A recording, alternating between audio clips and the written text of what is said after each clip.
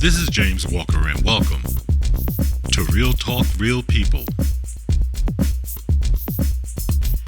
This is the podcast that turns the mic over to everyday people to hear what they have to say about the issues and problems we face as a society.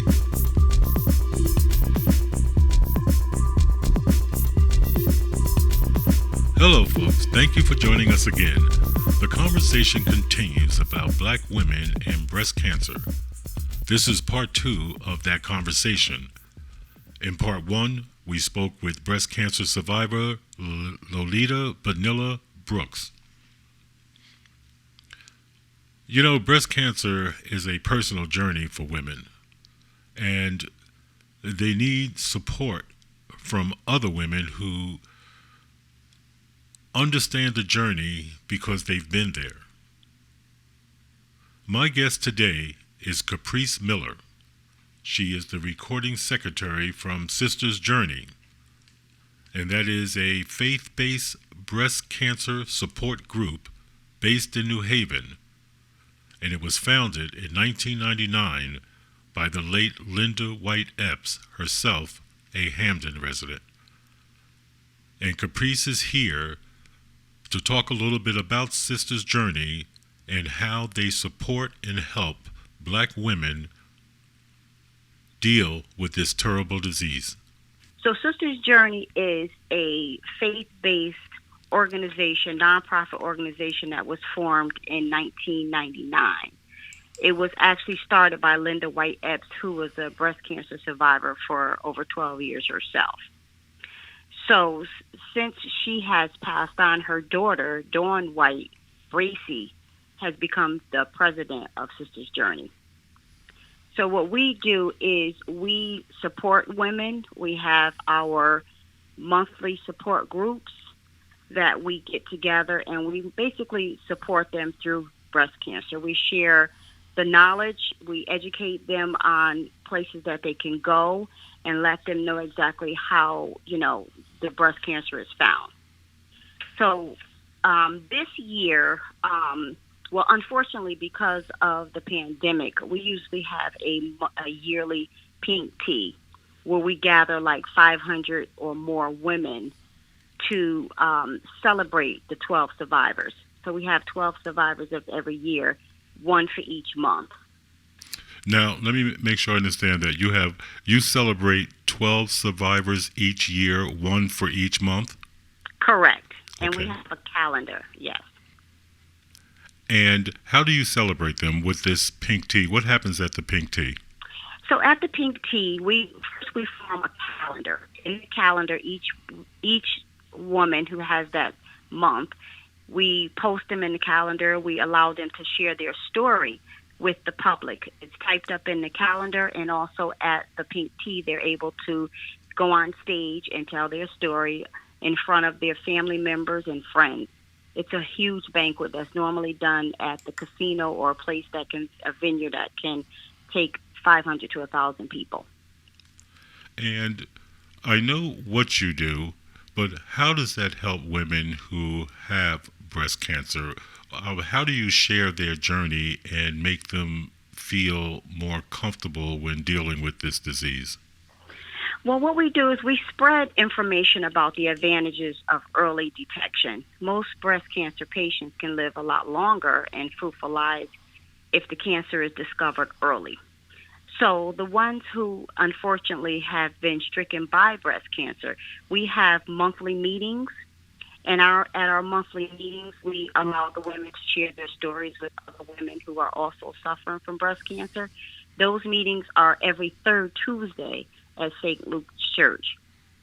We also give them information on how to follow up with other doctors and give them more information on exactly what to do from that step. Many of the women who suffer from breast cancer are afraid. They don't know what to do. They don't know what steps to take. And there's not too many people around who can support them, and that's what we do. We have a website that they can go on the website, and there's phone numbers, and all the information is confidential. Now, do you find that women seek out your group before their cancer is detected, or are they more proactive these days than, say, 10 years ago? I think with Sisters Journey and other breast cancer organizations, a lot of people they're more open to tell their story because the medicines are much better. And in the Black community, a lot of people have suffered from breast cancer because of insurance.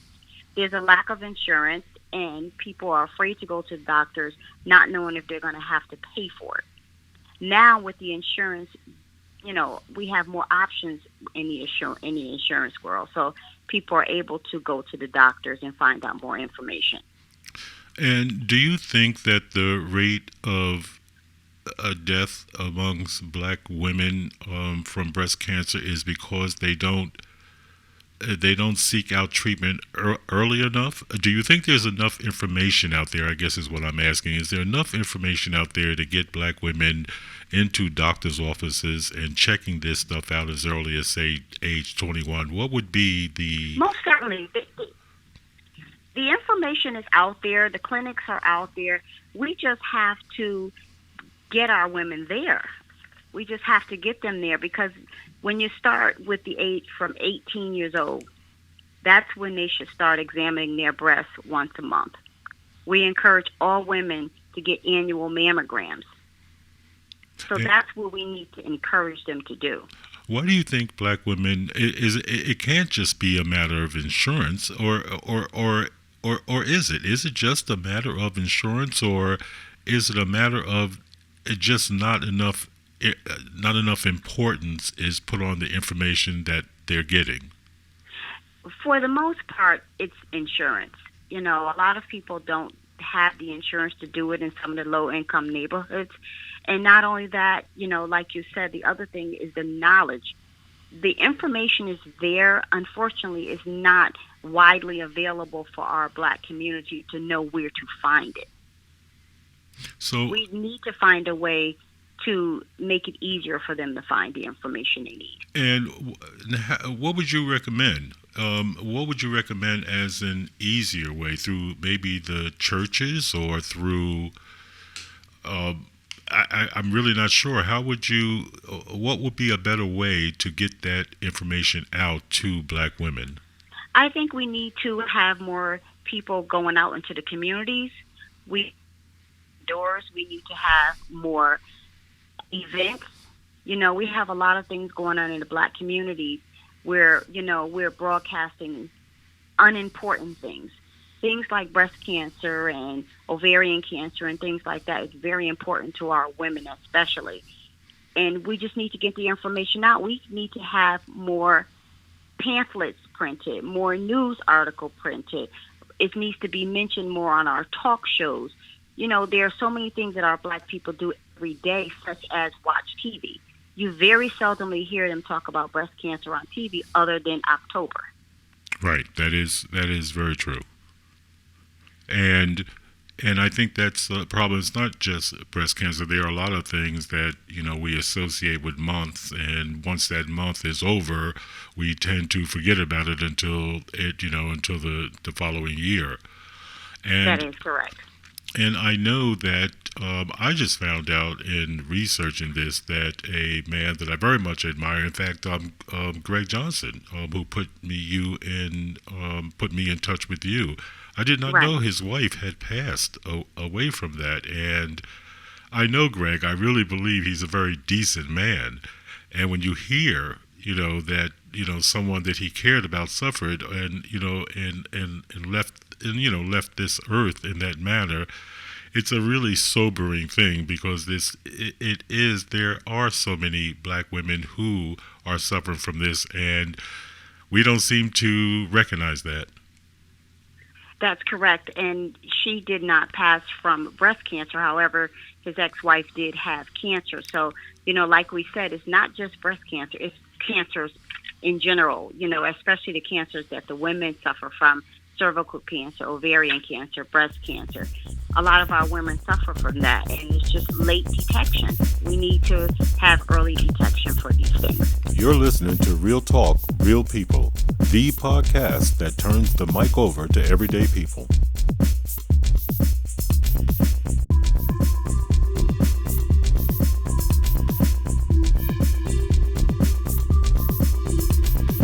We're back talking with Caprice Miller.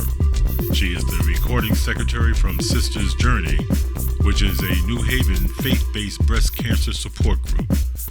And that group was founded in 1999 by the late Linda White Epps. Caprice is urging women to have yearly mammograms and also to check their breasts monthly. What role does diet play here? Does diet play any kind of role here? Diet doesn't really play much of a role. A lot of it is family history.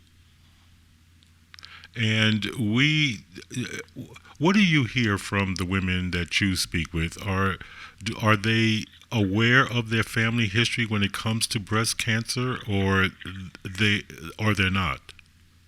So no. What we have formed this year is we formed a family tree pamphlet, and we give them out to our women when we have our different events where we vend. We give them the family tree so they can go through their family tree to find out if anyone in their past have ever had breast cancer. Most likely, if someone in your family has had breast cancer, down the line, maybe daughter, granddaughter, great-granddaughter, somewhere down the line, breast cancer will come back. Now, you have an event coming up on Saturday, I believe it is, right? It's a seminar that you're sponsoring? The next thing that we're having is actually our pink tea. Okay. Our pink tea is October 31st, and it's going to be virtual. Okay. And is there any information you would like to share with our listeners about the pink tea in terms of, is this something that the public can buy tickets to, or is it the front? Go ahead. Yeah, so what happens is, unfortunately, this year, Sisters Journey had to make the decision to cancel the pink tea due to the restriction of social gatherings. As you know, every year the main focus of the pink tea is to raise funds to recognize the 12 brave women in our calendar and to present them at the pink tea. So what we're going to do this year is we're planning to have a virtual tea to celebrate these women, and we'll be printing out our 22nd calendar. This pink tea will be October 31st. The hours will be 12 to 2. They can actually go online to our website, which is www.sistersjourney.org. They can go on the website and get the information, and you can actually register for the tea. Okay. And it's free to the public. And I'm assuming that anyone who listens to this or takes part in this is going to learn where to get help, how to get help, and when they should start seeking help. That is correct. And they can also go onto the website for that information. There's information on how to contact us. Our phone number is 203-288-3556, where they can leave their name, their phone number, and it's all confidential information, and someone will get back in touch with them and give them more information regarding our meetings. One final question. What would be your estimate of the number of black women here in Connecticut that have breast cancer? In Connecticut, I don't know that number right offhand. I do know in the U.S., there's 3 to 5 million breast cancer survivors. There's a large group. That is really a startling figure when you hear it. Well, Caprice, thank you very much for taking the time to speak with us. Is there anything that you would like to add? What I would like to add is please encourage all women to have annual mammograms. It's very important to have mammograms, and it's even more important to examine their breasts monthly. Monthly breast exams are very important. You've been listening to Real Talk, Real People. If you would like to be on the show, have a comment about the show, or perhaps you have an idea that the show should explore, give us a call at 203-605-1859 or email us at realtalkrealpeoplect@gmail.com. And remember, start your Sundays with my column in Hearst, Connecticut newspapers statewide, and start your Mondays right here at Real Talk, Real People. Have a good week, folks. We'll talk again next week.